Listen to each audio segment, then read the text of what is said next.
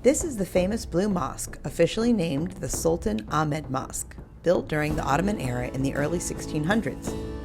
It's famous for its stunning architecture, elegant domes, and the thousands of blue tiles that give it its nickname.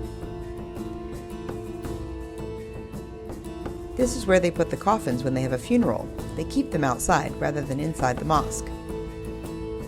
This is where men perform ablutions, a purification ritual which includes washing the hands, rinsing the mouth and nose, washing the face, then forearms, then wiping the head, the ears, then washing or wiping the feet before entering the mosque to pray.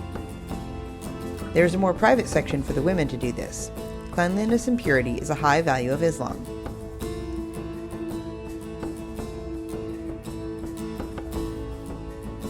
With my headscarf on and shoes off, we were ready to enter this iconic mosque.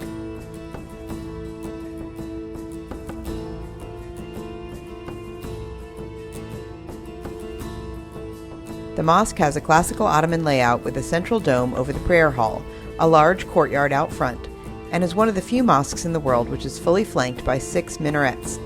This was controversial at the time because the most important mosque in Mecca had 6 minarets. The Sultan is said to have resolved this by funding a 7th minaret to be added to the Meccan mosque. It's called the Blue Mosque because of the more than 21,000 blue Iznik tiles on the inside. They are named after the town where they were made and inspired by the highly prized Chinese porcelain. They feature blue floral patterns, especially tulips and roses. That we're calling out here, is it filming me? Mm-hmm. This mosque was actually built in between of the years 1609 and 1616 or 1617, ladies and gentlemen. It took around 7 or 8 years to build this mosque. It's actually coming from the powder, but the chemical reaction brings us these brighter shades of blue inside them. We get our word turquoise from this process, translated as Turkish blue.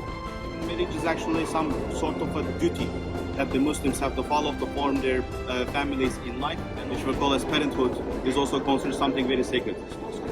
Whenever he was visiting Hagia Sophia to pray, he was quite upset about the fact that he's praying somewhere that was actually a church before, not originally a mosque. So this is why he decided to build his own mosque around it. Hagia Sophia has like mostly 10 to 11 different types of materials that was used around time of the construction, even from outside and inside. But Blue Mosque, only 2.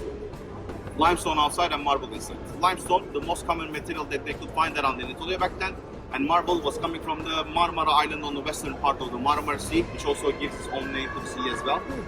And unfortunately, no marble sources left around there anymore because both Romans, Byzantine, and Ottoman Empire used them through and through. As the altar is located, we call it as mihrab. That's where the imam prays, and people will be lined up like these linings on the carpet, contacting shoulders with each other, facing this way. Question, why this way? It's Mecca in Saudi Arabia. Okay. That's like the considered to be the holiest city in Islam. So we need direction. to face Mecca. Okay. And this is 120 degrees south this way, facing there. It contains some 260 windows to admit natural light. The illuminated chandeliers hung from the ceiling contain many lamps which were once covered with gold gems. Among the lamps, one could find ostrich eggs and crystal balls. This common practice of adding ostrich eggs to chandeliers was explained as a method to ward off spiders or mice and to warn of earthquakes. The central dome is 77 feet in diameter and was surrounded by 4 semi-domes, each of which is flanked by 3 smaller semi-domes.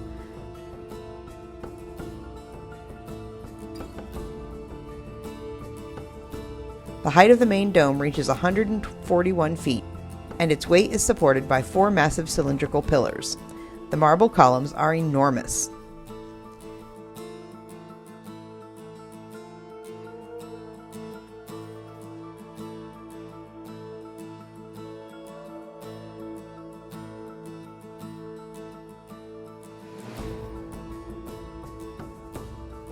The Blue Mosque sits next to the former Hippodrome, the sporting and social center of Constantinople, and right across from the Hagia Sophia.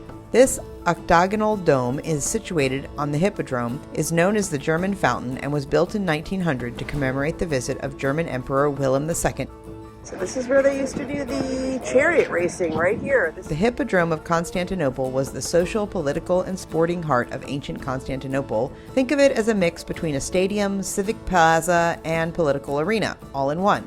It was used primarily for chariot racing and could hold tens of thousands of spectators. One of the most dramatic events in history happened here, the Nika riots of 532 AD, when the sporting rivalry turned into a massive uprising, nearly overthrowing the Emperor Justinian I.